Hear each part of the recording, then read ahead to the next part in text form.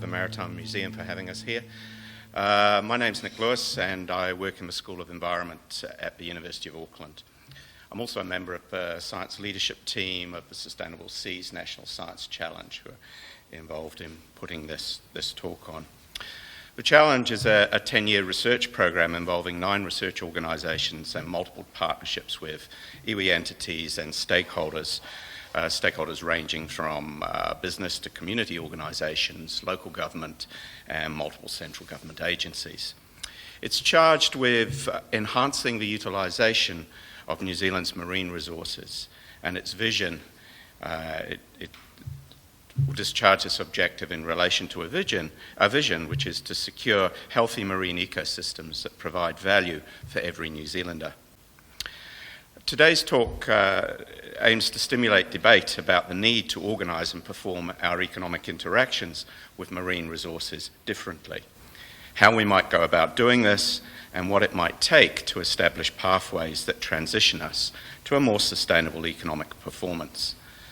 The challenge of actually achieving this is probably far from news for most of the people in this room, and certainly for anyone involved in the sea change process.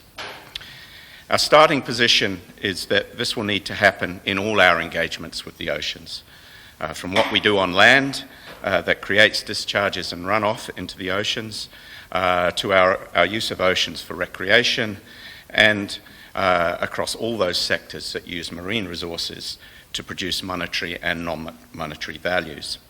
The talk today is in 2 parts, with a short video in between that features the efforts of one small to medium-sized enterprise that is very much leading the way in teaching us how to do this. In the first part of the talk, I'll introduce the concept of blue economy, which the challenge is using to organise research into more sustainable forms of marine economy. And I'll highlight some of the pressures driving the need for change, draw on some diverse examples to illustrate the breadth of the challenge of achieving this change, and point to a set of New Zealand-based initiatives that are beginning to show us the paths that we might take, leading up to the example of Agri-Sea. This will lead into the second half of the talk from Massey University's Dr. Jason Mika, who will highlight how Māori enterprises and communities are very much leading the way towards what we're terming a blue economy. How do I get these buttons right? Without wanting to point fingers or catastrophise, which I've learnt via the media is a word over recent days, there's no doubt that we have a poor record of damaging practice and weak environmental management globally, in the oceans, globally and locally. And there's no doubt that the ecological change has been significant, and the challenges posed by ecological degradation and environmental change are severe.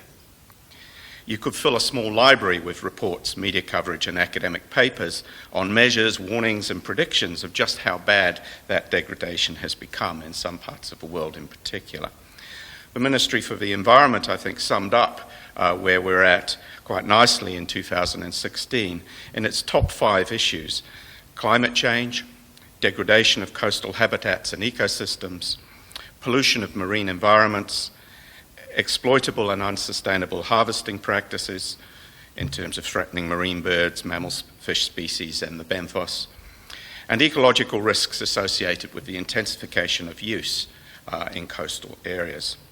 And of course all these are interrelated. Climate change, of course, is the big driving force behind much of this stuff, and it's also doing a lot of the joining up of these kinds of effects, if you like. As the IPCC recently put it, there's no hiding from climate change, and we have 12 years to act to prevent certain tipping points that will see more disastrous outcomes, which translates into the minds of children at schools as we've got 12 years left on the planet, as I was told by my daughter the other day, to argue my way out of that particular hole. In the oceans, we're already experiencing increases in ocean temperatures, increased runoff from land, and ocean acidification that can be anchored home to climate change. And with these things declining, ocean productivity, shifts of species to higher latitudes, and damage to estuarine ecosystems. The science suggests that we can expect new ecological, biosecurity, environmental, disease uncertainties, and risks for aquaculture and fisheries. So we really need to act, and there's no point at this point blaming anyone for anything. And so in its latest framing, the MFE again points out that none of this is new. This is the state of the Environment Report for 2019 that's been with us, I think, now for a couple of months. MFE is again sounding the alarm bells at a national level, and in what scientists in my department have interpreted as a relatively measured way. I'm not a scientist. I can't tell you all about climate change and so on. I can only report what's being said. Again, MFE has used a key issues-based approach to outlining the state of New Zealand's environment.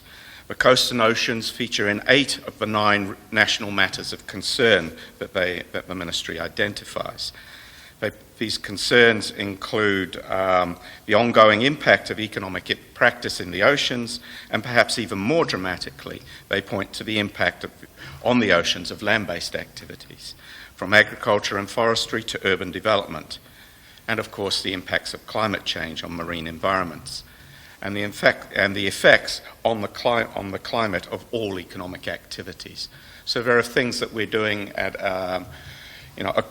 across our engagement with marine resources that are having impacts on climate change. So there are a set of practices that we can look to change in all sectors, not just in marine sectors. Oh, I'm going to do that. Even the World Economic Forum is expressing its concern, although it's also quick to point out that at the global level at least, the world is responding in some kinds of ways. It points to new management action, for example, in the form of a sharp increase in the establishment of marine protected areas and species conservation and anti-pollution initiatives. And it also points to the adoption by marine economy businesses of new green technologies. It highlights certain, what it claims to be decisive shifts in collaboration among agencies at national and global levels. These are largely environmental agencies. And it also points to what I'm going to talk about now, to a growing interest in the blue economy.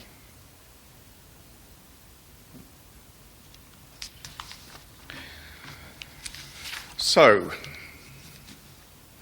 what is this blue economy? How many people have heard this term?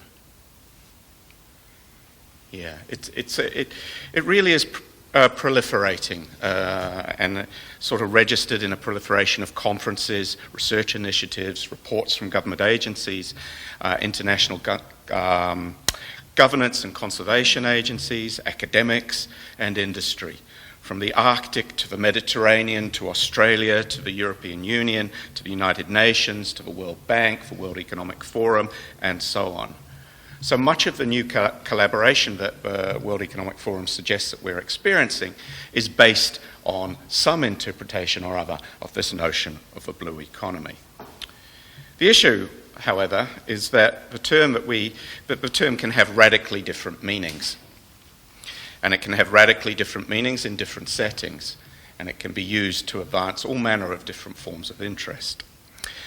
These meanings vary from the rampant exploitation of the oceans as a new frontier for global capitalism to a call for more small-scale, community-centred economies in traditional fishing communities in heavily populated parts of the world. So this term is expected to do enormous amounts of work in the way that we think about the world, the way we format policy, and the way we act, particularly around our businesses.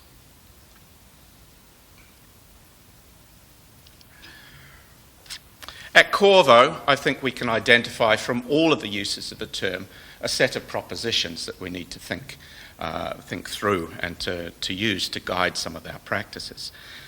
The first is that societies must look to the oceans to secure their food, energy, and wider economic futures as a source of resources. The oceans are maybe not a frontier to go and pillage, but they are a source of an important part of humanity's future. The second is that oceans offer enormous opportunities for economic development. So there are jobs to be had back on land, there are new industries to be built, new futures to be made. The third is that realising these opportunities will require a significant investment in science and technology. It will require effort to actually mobilise these resources in a particular way. And fourth, and perhaps the most contentious of these propositions, is that growth must involve a fundamental transition to ecologically and socially sustainable economic activities. We do not want to do to the seas in any more than we already have done what we've done to the land. We must do economy differently, including how we manage marine resources. So if you take a broader conception of economy, it's not just a set of activities conducted by firms, but to include regulatory and management interventions in the use, in the framing of resources, in investment in bringing them to be resources, and in the management of those resources, then we must include thinking about management and management of those resources. So in short then, enhanced utilisation of resources, which is the challenge's objective, cannot simply mean economic growth. And this just opens up a can of worms that I find myself swimming in. But it is an important point. How we do this is the crucial dimension. So a set of starting points then to begin to answer that question in the New Zealand context. What does our current marine economy look like before we start thinking about how do we green it to make it blue, if you like?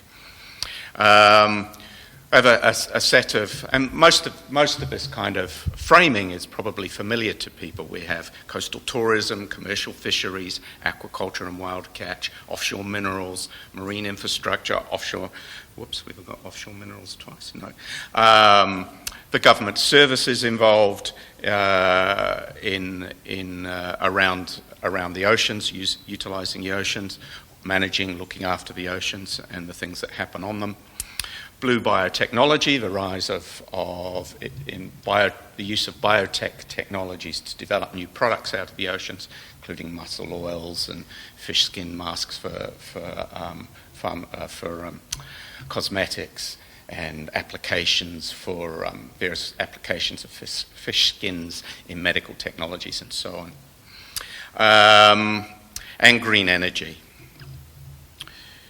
We also have potentially a whole set of partially, and we already have these in action, partially monetised resource uses. The amenity values that we attach to oceans when we build our coastal properties, for example, they're part of what might be called a blue economy. Recreational uses, when we go out onto the oceans to fish or to yacht. To yacht, is that a verb? To sail and enjoy the oceans in particular ways.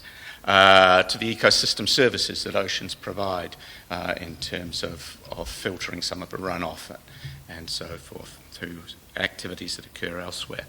To a whole set of new, what I'm calling restoration economies, associated with green impact bonds and blue carbon and sort of various forms of government and community investment in restoring wetlands in particular and coastal areas. To a set of renewable passive and almost sort of derivative kinds of economies, other forms of government service, professional services, research and education. The National Science Challenge is part of a blue economy. So how do we count and think about this kinds of things? It's certainly part of a marine economy in the first instance.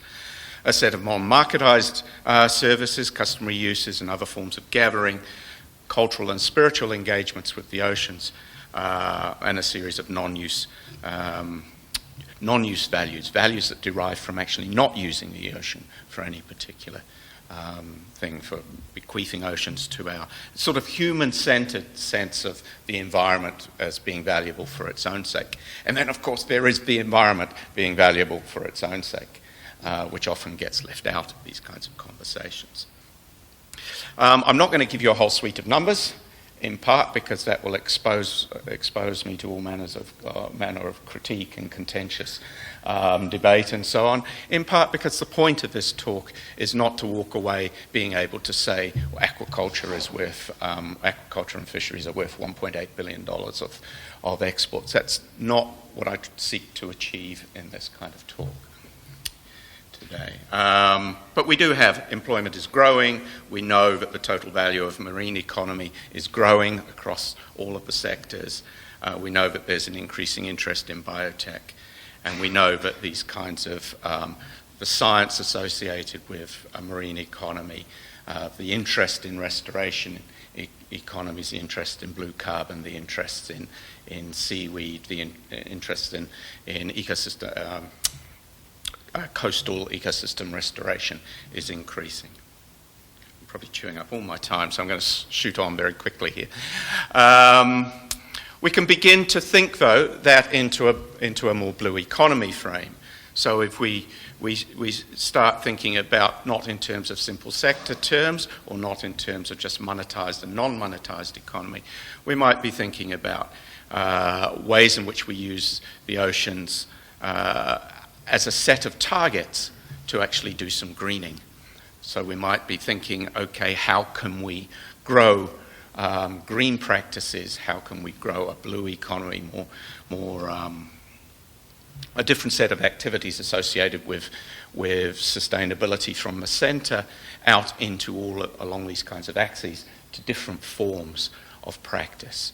So thinking about coastal tourism, okay, we don't really want to drive coastal tourism per se, we want to drive ecotourism on the coasts. If we want to put money into R&D around wild catch fisheries or aquaculture, we should be thinking primarily of green investment, of green technologies that we're sinking our money into.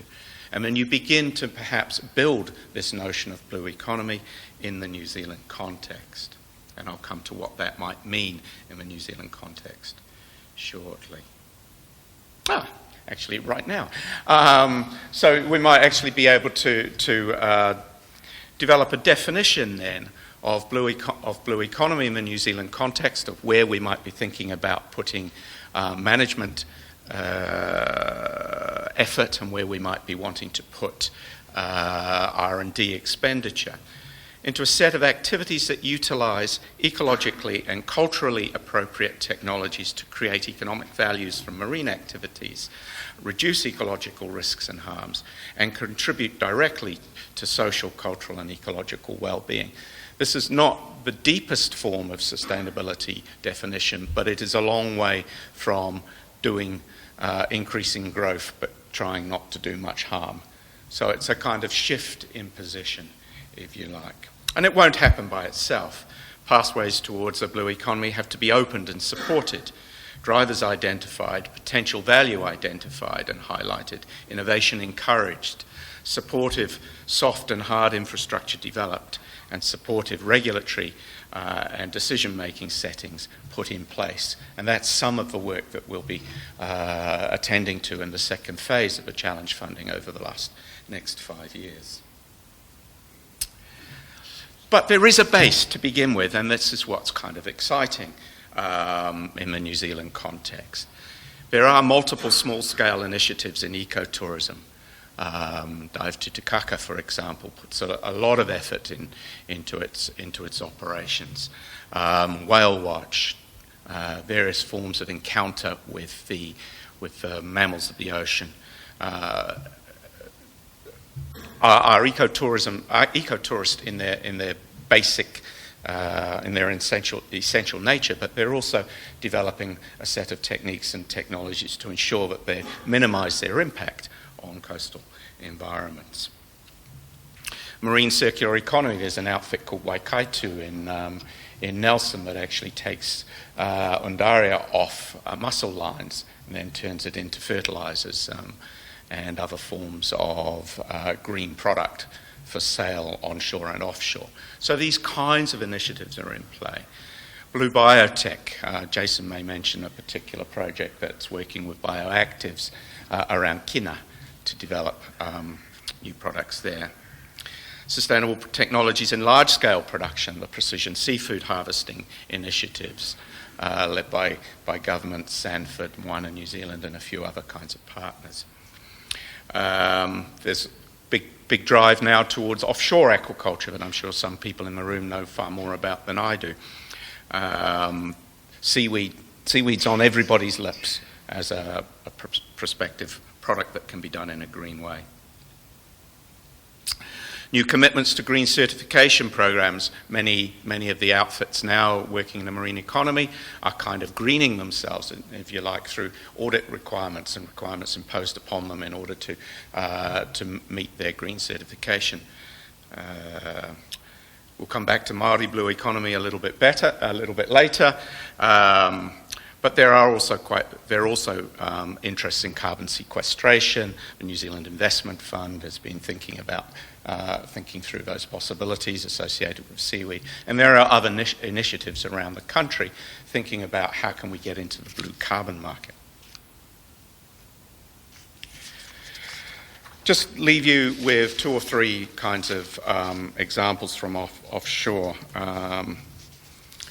And I have to thank Nigel Bradley, who's in the audience, for putting me onto urchinomics, which is an attempt to deal with kina barons by removing the kina, growing them, bringing them back to health and fertility in cages, and then utilising them as economic products.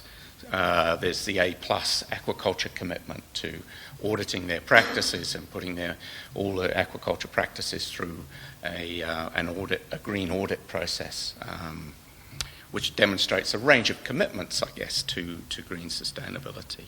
And of course, we've got seaweed that's very much the star of many of these kinds of activities. You probably can't see this very well, but I do commend you to go and look at greenwave.com.org. This is Bren Smith, who a couple of us from the Challenge had the pleasure of spending some time with in New Haven and going out and looking at his vertical farming and operation in Long Island Sound. And what you can see there is an attempt to establish a different form of ocean farming. Once a fisherman lost his boat and his livelihood to the collapse of the fish stocks off the northeast coast of the US, redoing what he's doing, his operation in a much more sustainable way. And he makes a number of claims. He claims that farming 5%, that this kind of activity could lead to farming across 5% of the US waters, that the protein would be equivalent to 5 trillion cheeseburgers, and that he could. None of this makes any sense to me. I can't imagine 1 trillion cheeseburgers, sequester 135 million tons of carbon and create 50 million jobs. So what it is a small-scale initiative that could be not necessarily scaled up into a single enterprise, but proliferated into multiple kinds of enterprises. And that's the sort of way of thinking, I think, that we need to develop.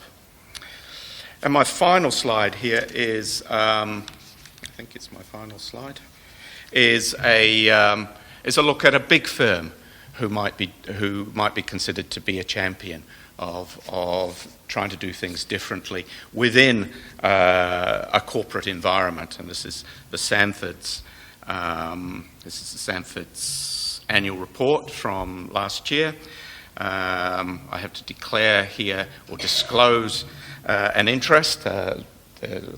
Volker Kunz from Sanfords is on our board, the Sustainable Seas board, but at the same time, I think what you can see in the devotion of so much of that annual report to what they call the 6 capitals, only one of which is financial, so human, manufactured, intellectual, natural, and a social relationship, which translates into a large chunk of the annual report and a set of really pivotal kinds of claims that demonstrate that industry and that big corporate partners are beginning to think about the challenge of building a blue economy from our current marine economy. So, one business that really is defining a new blue economy approach, you're going to have to move something for me, aren't you? Yes. One business that really is defining a blue economy approach to its enterprise is Agri-C.